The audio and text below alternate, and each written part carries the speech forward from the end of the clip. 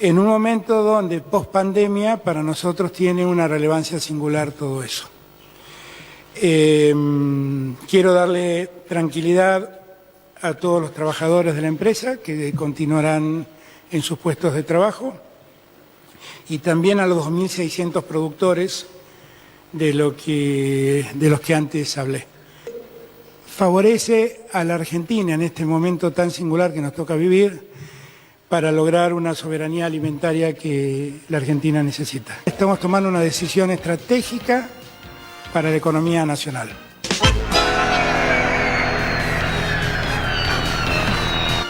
Muy buenas noches, bienvenidos y bienvenidas. Esto es La Política en Debate. Aquí arrancamos una hora con mucha información y con muchos temas que obviamente tienen que ver con nuestra actualidad, en este caso nuestra actualidad nacional, ¿no? ¿Qué es lo que está ocurriendo en torno a este tema? Hoy también se hicieron declaraciones al respecto. Aparentemente, y según los dichos del mismo presidente, no habría otra alternativa que no sea la expropiación, porque en algún momento se empezaron a analizar, o por lo menos se decía que se podía llegar a analizar algún otro tipo de circunstancia que pueda quizás trazar otro camino, ¿no? Y por eso también hemos decidido convocar a distintos referentes en esta jornada que tienen posturas diversas para que ustedes también puedan formar su propia opinión sobre este tema. Está el diputado provincial Carlos Zapata con nosotros, a quien ya le damos la bienvenida. ¿Cómo está, diputado? Buenas noches, Mabel. Muy agradecido por la invitación. No, por favor, gracias a usted. Está Ana Paula Bautista también acá con nosotros. Ella pertenece al MST Teresa Vive, así que también te damos la bienvenida, Ana Paula. Muchas gracias. Bueno, ¿cuál es su postura, diputado? Si me podría contar para aquellos salteños que no han tenido la posibilidad de leerlo o de escucharlo en otros medios. Vicentín es una empresa familiar, tiene más o menos 90 años, que en las últimas décadas ha tenido un crecimiento y tiene inversiones y expansión internacional. Esta era la sexta exportadora de granos el año pasado, ahora bajó al 9º lugar, tiene múltiples intereses en la parte de agroexportadora, en la industria de productos agropecuarios, producción básicamente de aceite de soja, y también incursionó últimamente en la hilandería y tendrá otras actividades que yo realmente no alcancé a explorar. La situación de la empresa venía manifestándose como difícil, no es una situación de insolvencia, sino una situación de problema de plazos de pago y de cobro. Esto sucede cuando uno entra en lo que se llama estado de cesación de pagos. No se puede atender puntualmente las obligaciones contraídas. El hecho de que el cambio de gobierno venía con una sospecha del aumento en las retenciones, llevó a la empresa o a los que le habían entregado el producto agrícola, la soja, que demanda la liquidación, y por eso la empresa tomó los últimos endeudamientos según marcan las noticias que se conocen. Básicamente, la empresa estaba en una situación o con problemas para atender puntualmente sus vencimientos y recurrió a concurso preventivo. El concurso preventivo es un remedio que está en nuestro derecho, tiene antecedentes desde la antigua Roma, para tratar de preservar el funcionamiento de la empresa, preservar el empleo y sobre todo asegurar a los acreedores que sus créditos, en la medida que sean legítimos, serán satisfechos. En el proceso concursal toma la dirección de la empresa un funcionario judicial que se llama síndico, con participación del juez. No hay un desapoderamiento de los reales dueños, pero todos los actos de disposición y demás requieren la intervención del síndico y del juez del concurso. Bueno, hasta o sea acá, que la justicia sí está actuando. Cuando el Poder Ejecutivo Nacional quiere intervenir en el Poder Judicial, está violando una manda constitucional que le prohíbe al presidente o al Poder Ejecutivo intervenir en cuestiones de la justicia. La intervención será una medida que estará al alcance, pero ya está, se puede decir virtualmente, intervenida en un proceso regular que corresponde a un Estado de Derecho y dentro de la institucionalidad que es el concurso preventivo. La empresa no dejó de pagar en ningún momento los salarios, no dejó de funcionar, salvo las actividades en las que no eran esenciales, y tiene planes de negocio para el futuro. Dentro de este esquema se procuró un acuerdo preconcursal con los acreedores que no tuvo éxito, que no significaba quita, sino obtener plazos para el repago.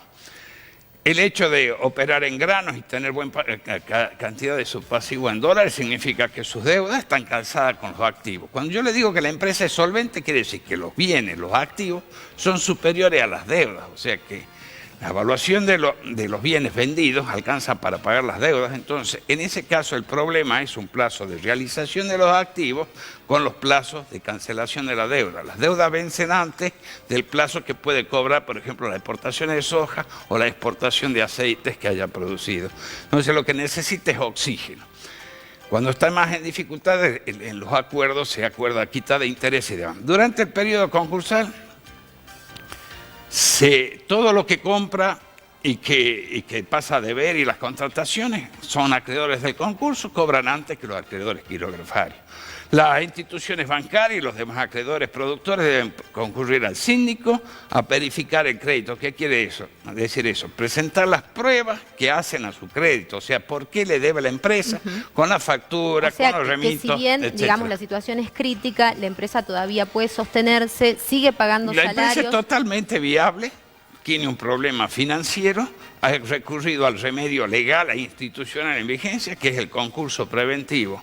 El concurso preventivo está asegurado el interés de los acreedores, el interés de la gente que trabaja. ¿Y cuál es el objetivo? Que siga trabajando la empresa. Cuando se habla de soberanía alimentaria, yo creo que nos están vendiendo un eslogan que no tiene nada que ver. Comercializa soja, en la Argentina prácticamente no se consume soja, puede consumir una parte del aceite de soja y solo comercializa el 10%. En el hipotético caso que desapareciera Vicentín, los productores están los que generan la riqueza y los compradores de exterior están. Se desplazará a través de otra empresa la comercialización de la producción de soja. Si desaparece Vicentín, sus activos en las fábricas de aceite serán adquiridos por otra empresa del ramo o vendrán inversiones para ponerla a funcionar y mantenerla, o sea que no vamos a perder ahí. Lo que yo sí considero adecuado, que desde el Estado Nacional se recurra a una política de rescate de empresas argentinas importantes como esta, como hizo en su momento Obama con el sistema bancario estadounidense. Entonces considero que está bien el rescate, que debemos respetar la institucionalidad. Pero no la expropiación. No, la expropiación sería despojo, porque no, como la empresa está funcionando, no pone en riesgo la seguridad nacional ni la mesa de los argentinos. Ahora lo ampliamos, diputado. Quiero ir a un contacto con el diputado nacional Miguel Nani, ¿no? Que seguramente también tiene una postura establecida acerca de esto, justamente para poder también tener su palabra, ¿no? Porque obviamente se necesitan estos acuerdos y esto es algo que finalmente se piensa que no tiene los consensos suficientes dentro de lo que es el Congreso Nacional y por eso también queremos tener alguna de las palabras de nuestros legisladores nacionales. Los chicos me van a avisar. Ahí está. Entonces, Miguel, ¿cómo estás? Buenas noches. Un gusto escucharte, Mabel, ¿cómo estás? Bien, muy bien. Bueno, recién el diputado provincial Carlos Zapata nos daba una explicación, nos remitía al contexto en el que se encuentra Vicentín hoy en día y por qué él no creía que era necesario, digamos, o que no habría que llegar a la expropiación, sino más bien, de alguna manera, a ayudar, ¿no?, a sostener este tipo de empresas cuando están en situaciones más bien críticas. ¿Cuál es tu posición, Miguel, y cuál es la posición que tienen ustedes también como bloque, no?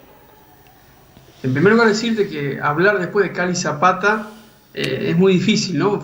Suscribo a todo lo que dijo a pie de página, ¿no? Impecable lo de Cali. Gracias, Miguel. La verdad que es un tipo brillante. Mirá, la verdad que ha sido muy técnico Cali, muy claro. Yo creo que ha sido un gran error del gobierno, ¿no? Y creo que va a ser la primera derrota o el primer retroceso del gobierno nacional, ¿no? Hoy, sin ir más lejos, ya han bajado los decibeles, ya no sé si el camino es la expropiación, ¿no? Dicho por el propio gobierno, ¿no? Pero ha sido... Lo cierto es que algunos, Miguel, hablaban y analizaban que esto un poco pretendía tapar lo que estaba pasando con la crecida, ¿no?, de los casos de coronavirus y después, como no fue una medida muy bien aceptada por toda la ciudadanía, o por lo menos no fue aplaudida por un porcentaje mayoritario de los argentinos, dicen que se retrocede, además al no tener los consensos suficientes, ¿no?, también dentro de lo que es el Congreso Nacional. Mira, lo cierto es, Mabel, que yo no sé por qué retroceden en su fundamento político interior, pero la verdad es que yo siento lo que siente la mayoría de la gente, ¿no? Para entender Vicentín basta ver Avellaneda, Santa Fe, donde están las empresas, y darte cuenta que ni los trabajadores, ni los empleados, nadie quiere que el gobierno intervenga en la empresa, o mejor dicho, la expropie, ¿no? Y por cierto, también decirte que la expropiación la pagan todos los argentinos, no es que la paga Alberto Fernández o el gobierno, la pagan los ciudadanos, incluso los más necesitados, con la plata de sus impuestos, ¿no? La última expropiación, el último cuentito de expropiación a nosotros fue YPF, donde el chistecito nos costó 80.000 millones de pesos, ¿no? Una suerte de 6.000. ¿Está la Argentina en condiciones económicas, digamos, cuando todavía ni siquiera se negocia la deuda para entrar en una circunstancia como esta? No, claramente que no, ese es el contrasentido, ¿no? En primer lugar, decirle a los acreedores que no tenemos plata, que nos hagan el aguante, que nos bajen el capital y los intereses, y por otro lado mandando un doble mensaje de salir a comprar una empresa que es onerosa, que además, yo creo que tiene un problema financiero, tal cual lo explicaba el diputado Zapata, eso es muy preciso, pero no tiene un problema económico de fondo, ¿no? Es una empresa que se puede rescatar fácilmente, y el mecanismo de rescate ya está a cargo de un juez de un concurso preventivo, y lo grave de esto es que el presidente, no sé si por el apuro, por las ganas de hacer política, pasó por encima, en primer lugar, al Poder Judicial, porque ya hay un juez interviniendo, y en segundo lugar, acá es vital la palabra del Congreso, la palabra de nosotros los legisladores, que no estamos de acuerdo, y creo que hay muchos del oficialismo que no están de acuerdo con esto, ¿no? Bueno, Miguel, quédate en línea, por favor. Me gustaría que escuches a la diputada nacional Verónica Caliba, que seguramente también tiene mucho para aportar acerca de este tema. Verónica, ¿cómo estás? Buenas noches. ¿Qué tal? Buenas noches, Mabel. ¿Cómo estás vos? Bien, bien. Bueno, estamos en comunicación también vía Skype con el diputado nacional Miguel Nani, está acá el diputado provincial Carlos Zapata y también está Ana Paula Bautista, referente del MST, Teresa Vive, ¿no? Estábamos hablando de este contexto, digamos, en el que el gobierno lanza este tema de la expropiación de Vicentín con las distintas posturas y, bueno, con todo lo que ha generado a lo largo de esta semana, ¿no? ¿Cuál es tu posición, Verónica, y cuáles son los argumentos para sostenerla? No, bueno, la posición es la que venimos sosteniendo desde que la empresa viene amenazando con la quiebra y con el despido masivo de las trabajadoras y trabajadores y con quebrar todo lo que implica y significa Vicentín para la zona en donde está enclavada y para el país mismo, ¿no? O sea, que es, por supuesto, cuidar y proteger. En un principio nosotros decíamos las fuentes laborales, cuando hablo de nosotros hablo de las organizaciones sociales, del movimiento obrero y del Frente de Todos en general, que, bueno, teníamos muchísima preocupación. Te hablo inclusive antes de la pandemia, ya en febrero, enero, y después, bueno, tras la pandemia vimos que cada vez empeoraba la situación y que era necesario que se intervenga. De hecho, los compañeros vinculados a las organizaciones sociales hicieron una convocatoria junto con distintos sectores del movimiento obrero donde ya empezamos a discutir qué se hacía con Vicentín, y obviamente una de las principales herramientas que aparecía era, y partiendo desde la soberanía necesaria, no solo alimentaria, sino de toda la zona de los puertos en donde está Vicentín, veíamos como una herramienta fundamental que el Estado intervenga, ¿no? O sea, que hablábamos de expropiación, otras figuras que también aparecían por ahí, pero que era una necesidad protegernos como país, hablo, y proteger toda la economía que gira en torno a esa empresa clave, ¿no? Esa palanca clave que tenemos en esa zona. Así que imagínate, hemos celebrado la decisión del presidente y estamos muy atentos a todas las negociaciones que se están dando en torno, que las viene encabezando el propio presidente Alberto Fernández y, bueno, esperando que llegue el Congreso que podamos discutir en el Congreso, por supuesto, porque ya está el decreto, y que podamos discutir nosotros y defender esta decisión. ¿Y por qué crees que no tiene acompañamiento, digo, de todo el arco político, ¿no? Porque acá, digamos, las posturas que estábamos escuchando básicamente hablan de que no sería necesario, que no están en peligro las fuentes de trabajo, que los salarios se siguen pagando y que si bien la situación no es la mejor, habría posibilidades, digamos, de que brindándole alguna suerte de ayuda estatal a la empresa se pueda seguir adelante, ¿no?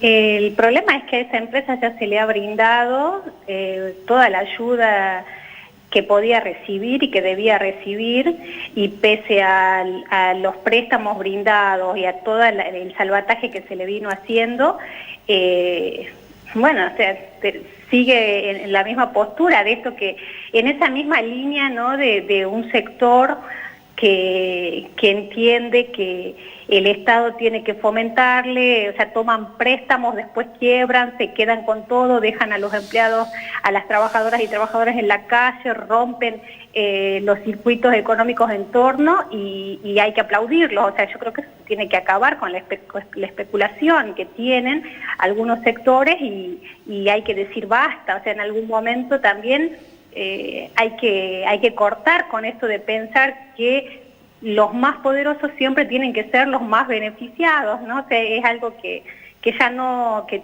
se tiene que asumir, que ya no se puede hacer, menos en un tiempo como este, en un tiempo donde la gran mayoría del pueblo argentino, de la gente de a pie, está haciendo todo el esfuerzo del mundo, solidariamente, subsistiendo, luchando contra una pandemia, mientras otros quieren seguir simplemente priorizando sus ganancias fabulosas y especulando a costa del Estado y del empobrecimiento y de las pérdidas estratégicas del pueblo argentino. Eso es lo que hay que entender, que se acabó, que estamos en otra etapa, que nos tenemos que preparar para el mundo que se viene tras la nueva normalidad que deje esta pandemia, y que bueno, que ya no hay lugar para la especulación.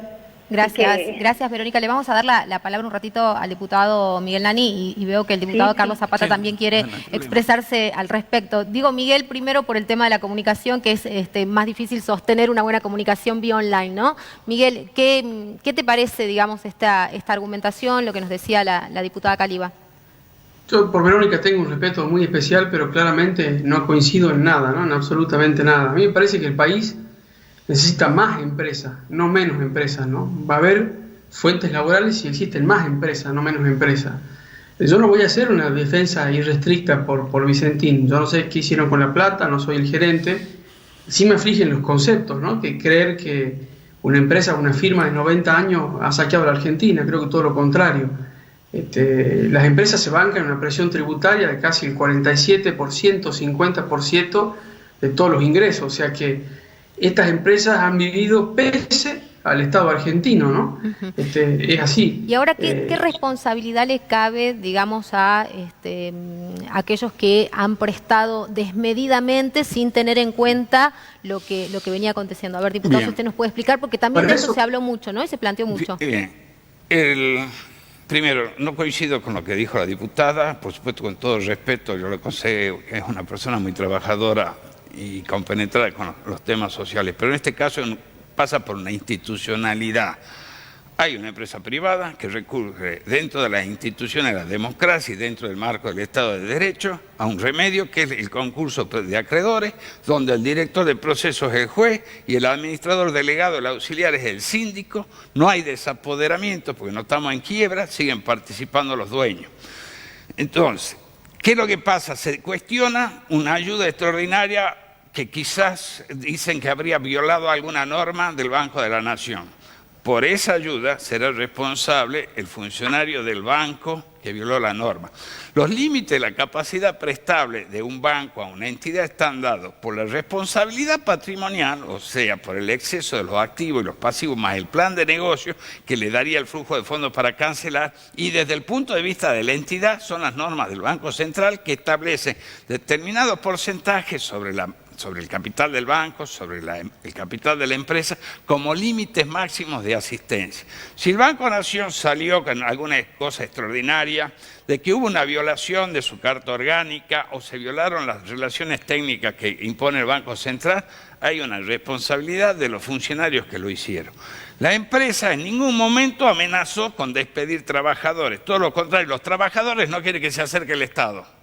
Los trabajadores cobran su sueldo, no considera a la gente que vive en el lugar y que vive de la empresa, prácticamente toda la familia de 2 ciudades, que el remedio estatal sea el adecuado. Todos se consideran en capacidad que teniendo el aire, el oxígeno, el tiempo necesario para realizar los activos, que serían los bienes de cambio, que están valuados a precio de venta menos los gastos de venta, o sea, se llama valor neto de realización, alcanza para pagar los pasivos. Lo que pasa, como le explicaba, el plazo de cobro de los activos es superior al plazo de vencimiento de la deuda. Entonces, la deuda vence antes, no puedo pagar, viene un pedido de quiebra del acreedor y el remedio es presentarse en convocatoria de acreedores. Todo está contemplado dentro de la ley y no es para estafar a nadie, es para defender el interés de la masa de acreedores, donde realmente el juez hace valer lo que se llama la par conditio non creditorum. O sea que todos los acreedores tienen el mismo derecho, no puede decidir el dueño a este le pago primero. Todos los acreedores en la misma condición cobrarán en la misma instancia.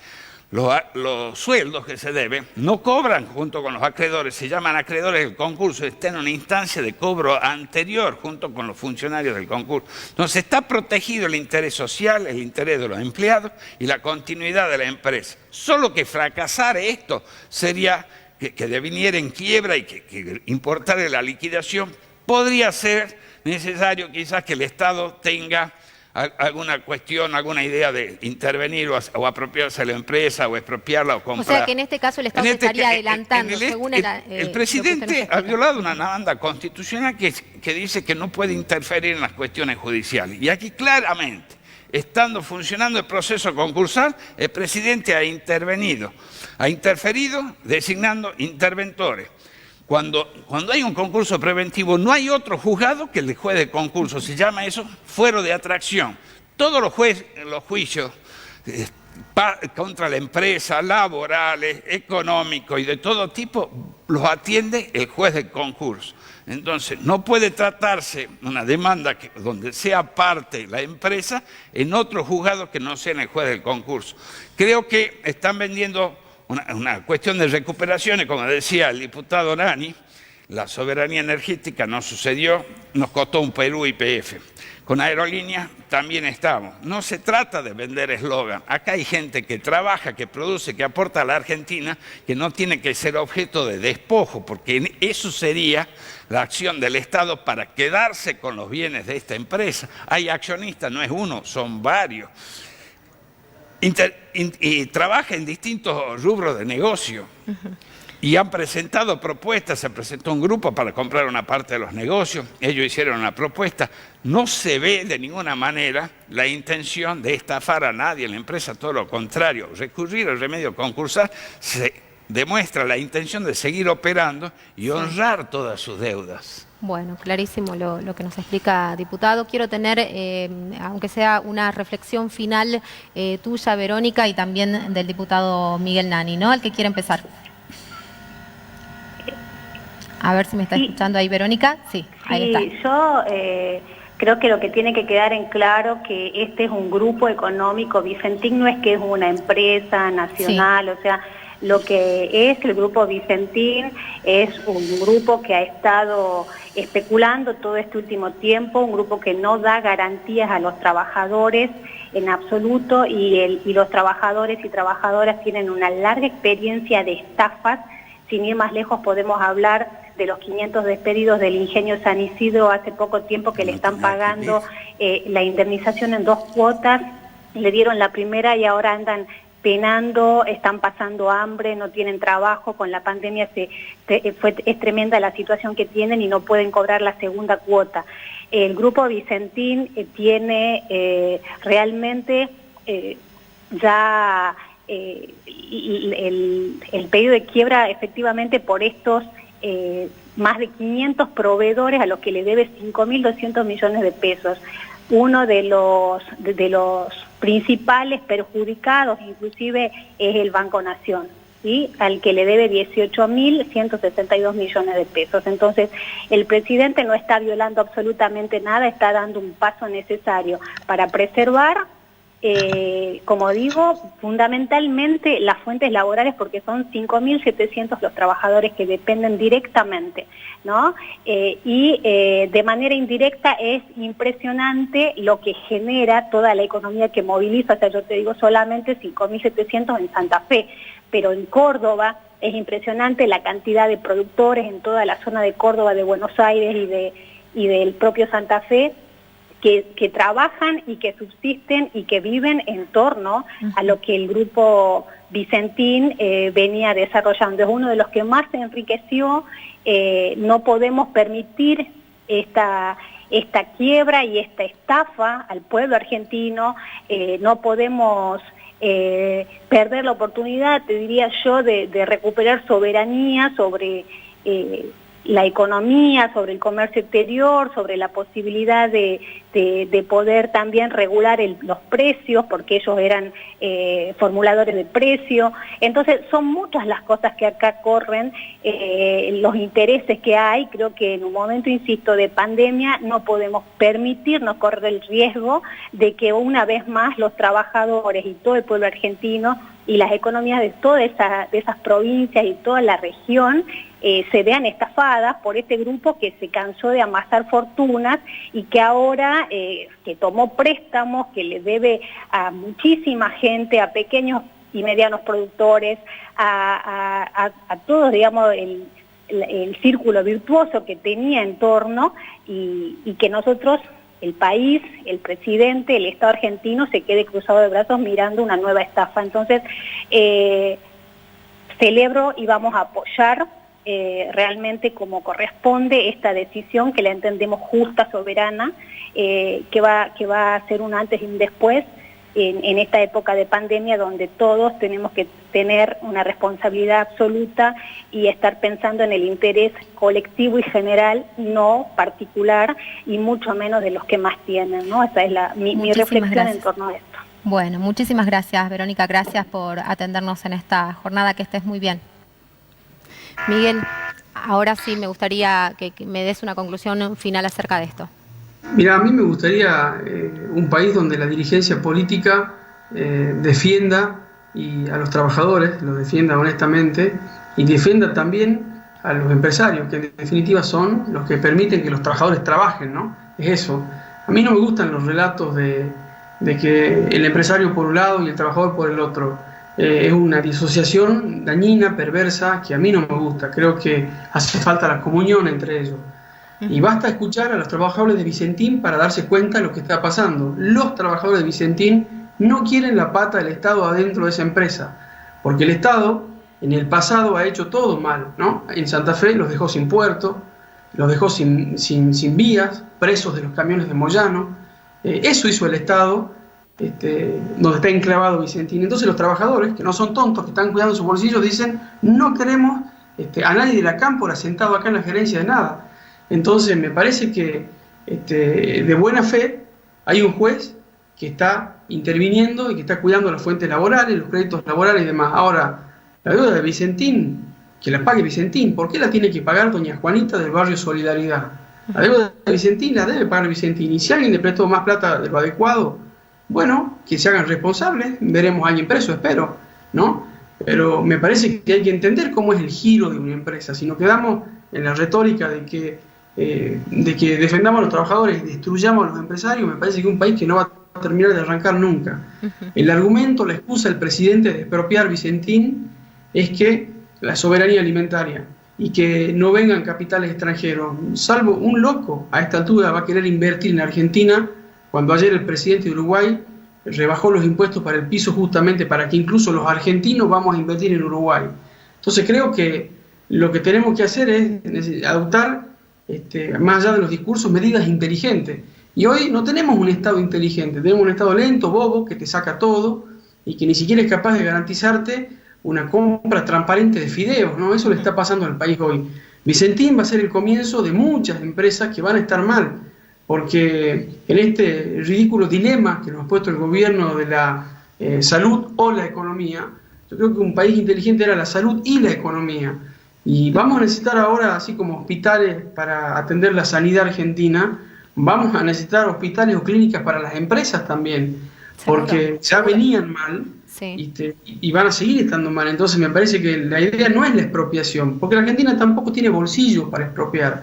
Claro, basta, y esto termino, basta ver lo que dijo Moreno y escuchar lo que dijo Moreno ayer, Guillermo Moreno. No sé si hay kirchneristas recalcitrantes, él es uno.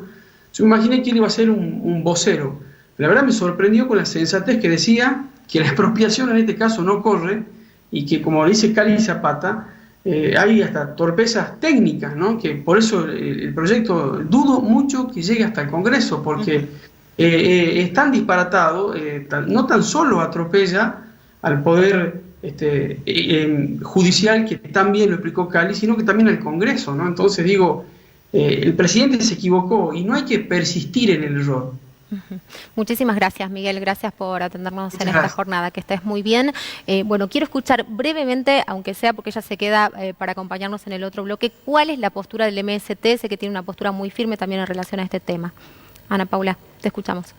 Bueno, nosotros del MST proponemos la expropiación con el control de los trabajadores, ya que previamente a todo esto había una incertidumbre por parte de los trabajadores sobre qué iba a pasar con su fuente de trabajo, pero yo me voy a remontar un poco más para atrás porque nosotros venimos de una dictadura en la que se legalizó las deudas privadas y uno de los grupos es Vicentín.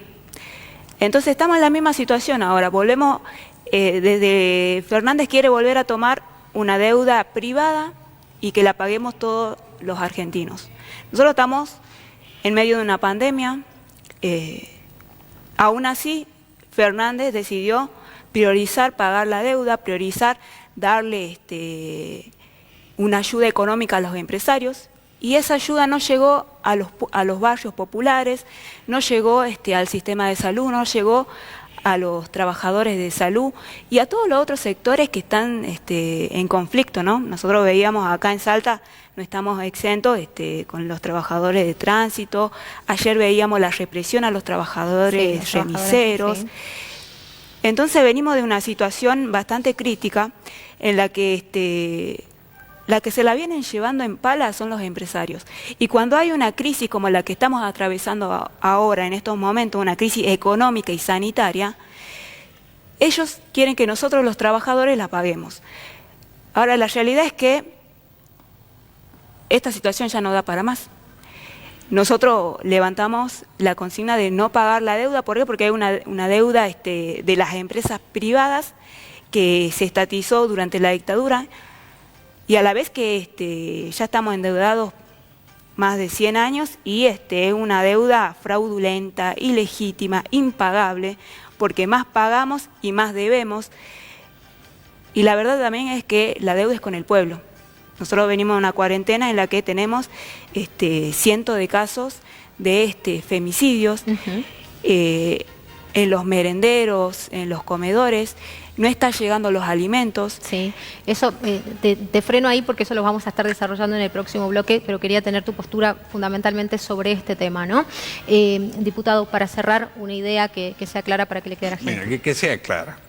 No está en riesgo la desaparición de la fuente de trabajo, toda vez que el valor del activo es superior al pasivo. Tienen patrimonio neto positivo y supera los 20.000 millones de pesos.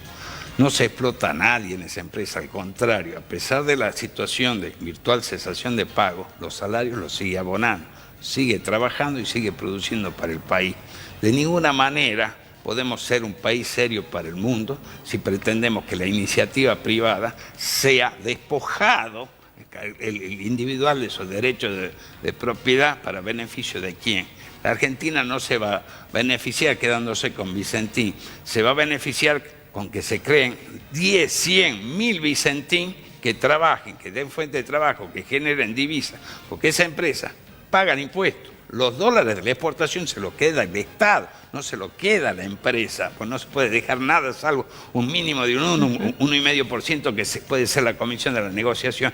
Entonces toda esta fábula que los empresarios se lo comen a los trabajadores o que está en quiebra, que no le pagaba a nadie, dejemos trabajar al juez, respetemos la institucionalidad si queremos realmente ser un país serio. Y si nosotros hacemos caer las empresas, ¿quién va a pagar los impuestos para pagar la ayuda social y lo demás que está dando el presidente Fernández? Yo no lo critico por el tema de los auxilios. Mire que yo soy liberal y considero que actúa adecuadamente para sostener a la población.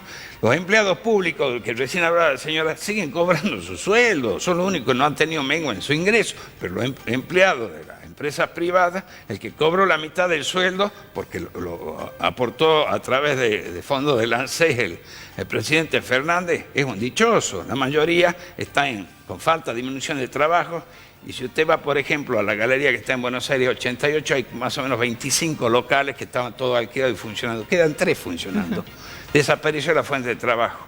Cuidemos las empresas para cuidar los puestos de trabajo, porque las empresas son las que pagan impuestos para sostener el Estado y para que llegue la ayuda a los sectores necesitados, posibilitan el consumo de sus trabajadores para que la economía funcione. Muchísimas gracias, diputado Ana Paula Sequeda. Así que nosotros nos vamos a ir a una pausa, pero un ratito te vamos a estar hablando acerca de los nuevos vulnerables. Ya volvemos.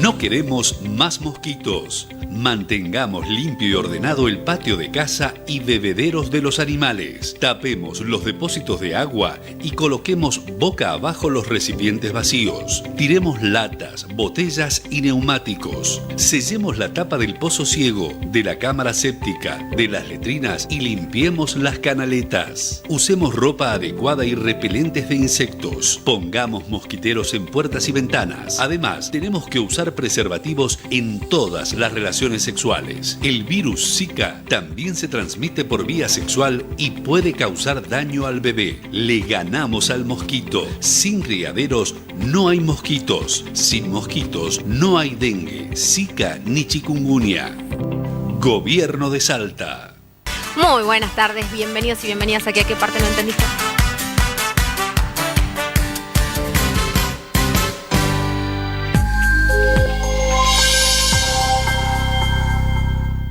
Prevengamos la gripe. Con simples pasos la podemos impedir. Evita enfermarte lavándote frecuentemente las manos, usando barbijos si salís a la calle, cubriendo con el codo tu nariz y boca cada vez que tosas o estornudes, manteniendo limpio los picaportes y objetos de uso común. No compartas cubiertos ni vasos y que los espacios cerrados tengan ventilación y luz de sol. Si estás enfermo, quédate en casa y seguí las recomendaciones de un médico. Recordá también que los grupos de riesgo pueden colocarse la vacuna antigripal en todos los hospitales y centros de salud. Si ponemos en práctica estas recomendaciones, prevenimos la gripe, bronquiolitis, neumonía, bronquitis y coronavirus. Ministerio de Salud Pública. Gobierno de Salta.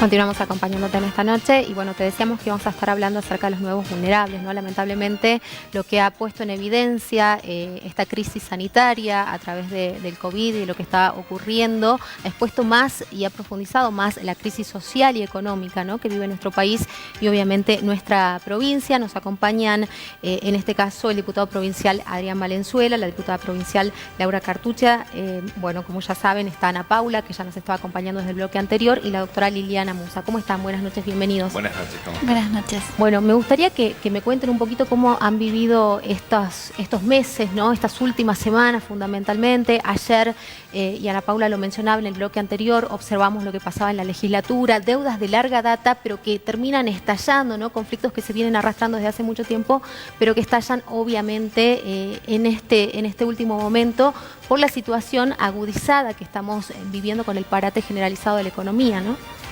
Una situación difícil, una situación, como lo mencionás, Mabel, de larga data, pero también el aprovechamiento de algunos sectores, porque todo arranca con una manifestación.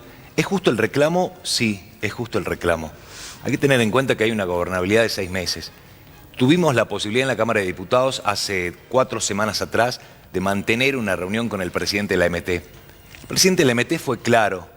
Se está trabajando en un proyecto superador para que de una vez por todas se encuentre el camino, el lineamiento correcto para tratar de dar una solución a este sector. Esas fueron las palabras ante varios diputados en la Comisión de Transporte y en la Comisión también de Trabajo. La situación que se enmarca justamente con este grupo de Ucaira, que dicho sea de paso, en las últimas horas se dio a conocer que Sergio Salinas fue denunciado por Ucaira a nivel nacional porque dicen que hay diferentes irregularidades en el marco de la representatividad y lo desconocen como referente de este gremio. Es un gran luchador, puede ser, lo han seguido algunos trabajadores, pero lo cierto es que a ellos se le vencieron las licencias que les dieron, licencias individuales, que eran por 6 meses, luego el gobernador, exgobernador Urtubey, prorrogó esta situación por 6 meses más. Hay que acordarse que estuvieron prácticamente en la gestión de Urtubey durante un mes en la puerta del Palacio Legislativo. El compromiso de la MT ante un nuevo vínculo y trabajo social que lleva adelante el gobernador era otorgarle la posibilidad de 6 meses más para que trabajen tranquilos. Tiempo de pandemia, situación difícil. Sí, claro. Pero después se fue desvirtuando, se manifestaron los taxistas. Acá también estuvo de la mano y también tiene que dar explicaciones el senador Ibarra, que dicho sea de paso es, no como senador, pero sí como referente gremial, porque después lo terminaron denunciando diferentes sectores de taxistas. Lo que queda a la vista es que hay una falta total de representatividad. Y lo que pasó ayer es lamentable, es la guerra del pobre contra el pobre, del laburante contra el laburante, pero no se entendió en las últimas horas cuál era el mensaje y termina desencadenando en la violencia enquistada, la violencia que nos hace mal a todos y la situación de un efectivo policial que está internado, representantes gremialistas o manifestantes que están privados de su libertad. Y la solución no apareció. Y fue claro también el presidente de la MT en las últimas horas por los diferentes aprietes. No es la forma. Y está el compromiso de un proyecto superador. Claro, los ánimos se venían caldeando, incluso habían circulado algunos audios, ¿no? Que daban cuenta ya del gran descontento, del gran malestar que había. ¿Y por qué nosotros nos quisimos enfocar en los nuevos vulnerables? Justamente porque pensamos que hay situaciones que van a empezar a hacer eclosión, como lo han hecho los asentamientos, ¿no? que lo hemos visto. Obviamente la gran deuda, el déficit habitacional que vive nuestra provincia ha quedado como mucho más expuesto en estos últimos días, en estas últimas semanas, a pesar del frío, porque bueno, hay gente que ya no puede sostener los alquileres, que tiene contratos vencidos, no siempre se respeta lo que las disposiciones nacionales o incluso el respaldo provincial puede llevar adelante. Entonces digo, se dan también estas situaciones y obviamente surgen estos emergentes, ¿no?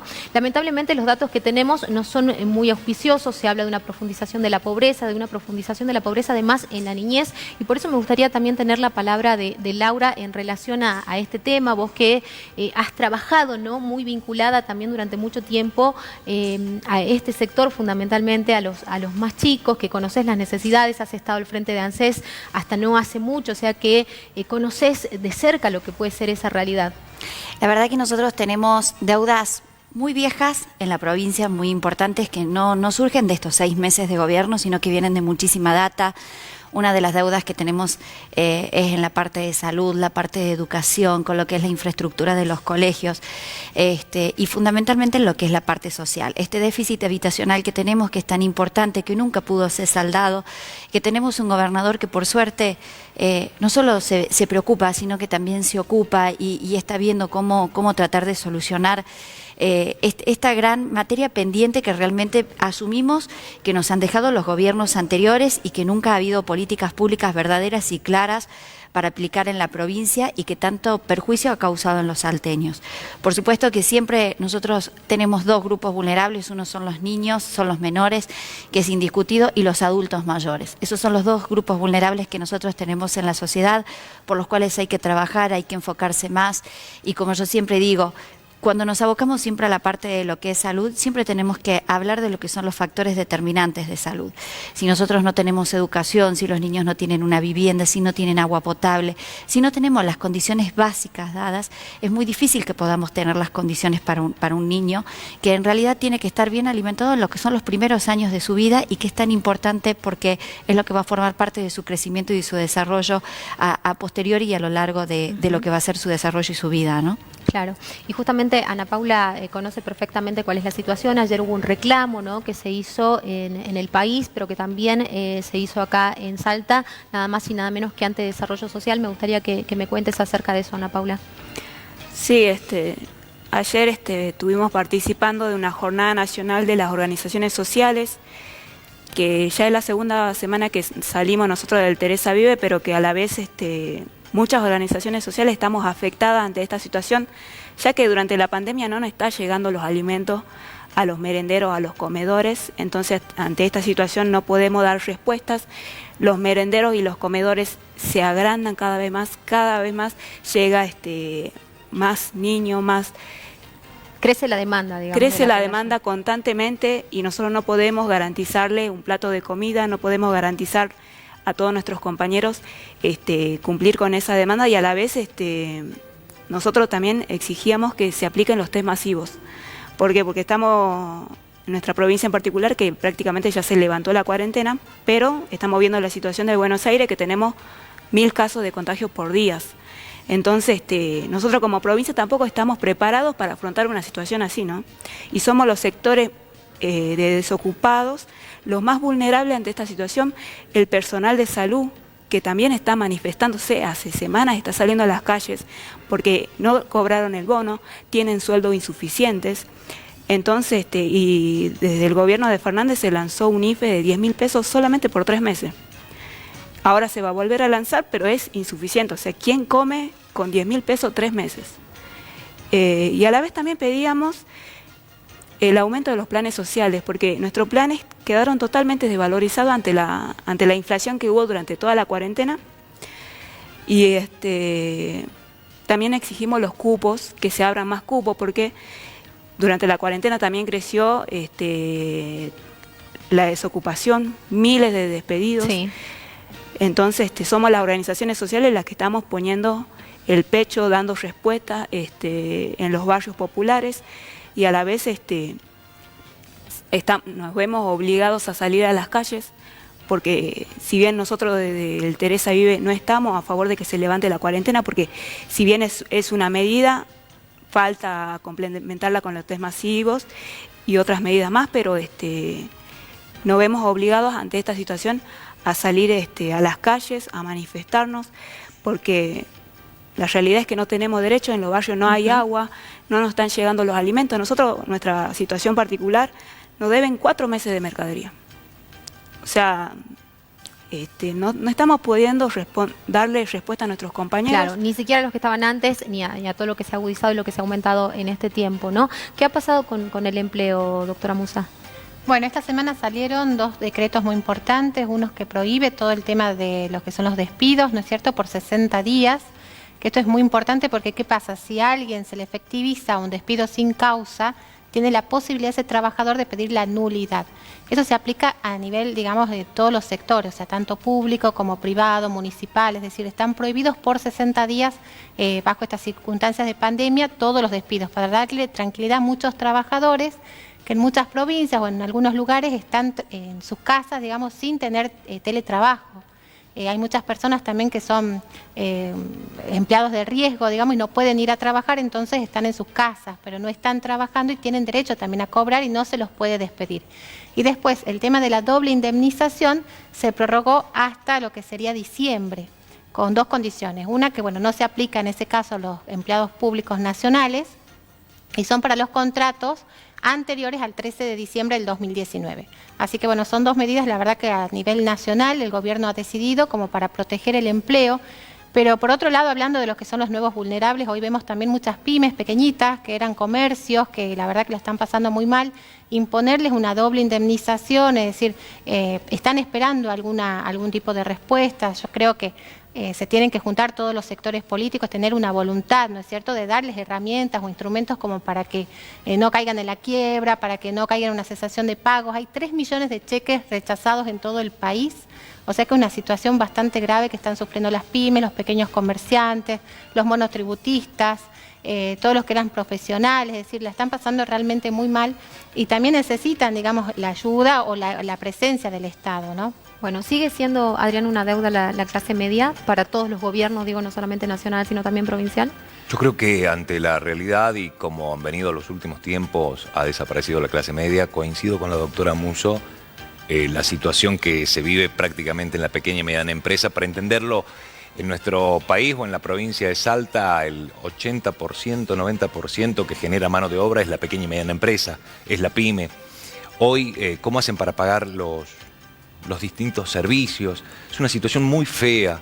Y escuchando también a la referente, a la dirigente, jovencita, que me imagino que recorre todos los barrios, se han llegado a triplicar los comedores estos últimos 80 días. Y la gente no tiene que comer y es real.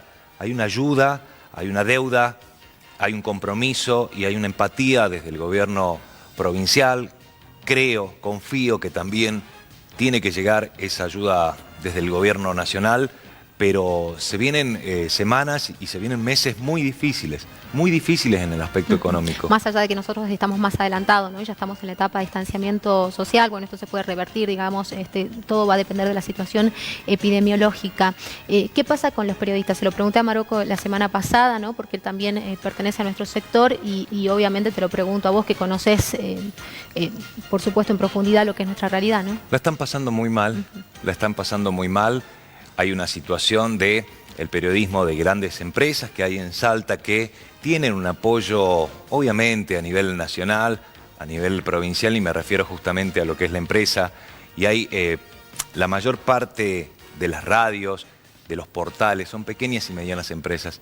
Hemos estado trabajando para ver qué tipo de salvataje, compromiso se puede llegar a conseguir a través de un proyecto de ley con el diputado Hernández Berni, que es del norte. Imagínate si la situación que se vive en Salta Capital es complicada, lo que es el interior. Hay una gran deuda, pero también está el compromiso, por sobre todas las cosas, en la empatía, ¿no?, que lleva adelante el gobierno de la provincia en todos los sectores. Estoy confiado de que se puede llegar a revertir todo esto. No va a ser fácil, Mabel, no va a ser para nada fácil. Hay una situación más allá de lo que mencionabas, el distanciamiento social. Se vienen semanas y meses muy complicados. Lo que pasó en los últimos 80 días va a ser muy difícil remontarlo. Bueno, de hecho, se habla claramente de una situación de recesión, ¿no? Por eso también no tenemos los índices de inflación, digamos, que podríamos haber previsto. Doctora, ¿qué tiene para aportarnos sobre esto? No, bueno, el tema de la inflación sí es algo muy preocupante. El IPC, el índice de precio del consumidor, fue un factor, digamos, como para también reajustar la movilidad de las jubilaciones, que hoy en día está suspendido. Entonces también tenemos como una inflación que se dice contenida. Por otro lado, hay muchos sectores que, bueno, hoy por ejemplo el tema de la ley de alquileres ha salido con una cláusula en la cual se van a reajustar los alquileres conforme inflación.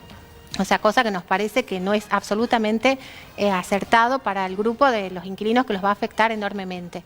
Y después hay un grupo de consumidores que lamentablemente tienen sus contratos ajustados a una inflación. Llamémosle UVA, los deudores UVA, los de planes de ahorro y las tarjetas de crédito que no bancarizadas, hay muchas tarjetas de crédito que no son bancarizadas, que están aplicándole un interés a las moras de más del 200% anual.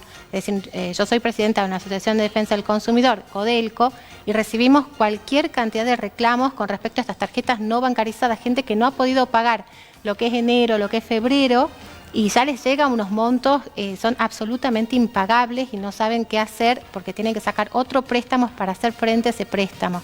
El porcentaje de endeudamiento, de acuerdo a los datos del Banco Central de la República Argentina, de cada familia en Argentina es de 150.000 pesos y el promedio de ingresos son 50.000, o sea que están sobreendeudados 3 veces más de la capacidad de pago. Tremendo. Así que bueno, urgente pedimos alguna medida, alguna solución, topear los índices. Si bien hay lo que sería un congelamiento de precios. Recordemos que el Ministerio de la Producción de la Nación ha dispuesto que no pueden aumentar los precios de la canasta básica familiar desde el 6 de marzo hasta lo que sería aproximadamente el 30 de junio. Bueno, después se ha ido prorrogando. El tema es que nadie lo cumple, es decir, las leyes están, pero necesitamos también esa voluntad política de hacer cumplir todas estas leyes. Bueno, interesantísimo, por supuesto, la palabra de cada uno de ustedes. Nos hemos quedado cortísimos de tiempo. Laura, te comprometo porque hay un proyecto muy lindo en el cual has estado trabajando y que va a servir mucho para Salta para tener la posibilidad de hablarlo en otro momento en alguno de los espacios del canal. Les agradezco a los 4 por habernos acompañado y por traernos su aporte. Nosotros empezamos a cerrar el programa el día de hoy. Por supuesto, te damos las gracias a vos también por estar del otro lado, por estar participando, por mandarnos tantos mensajes. Y te recordamos que la cita es aquí el próximo viernes a partir de las 21. Chau, chau.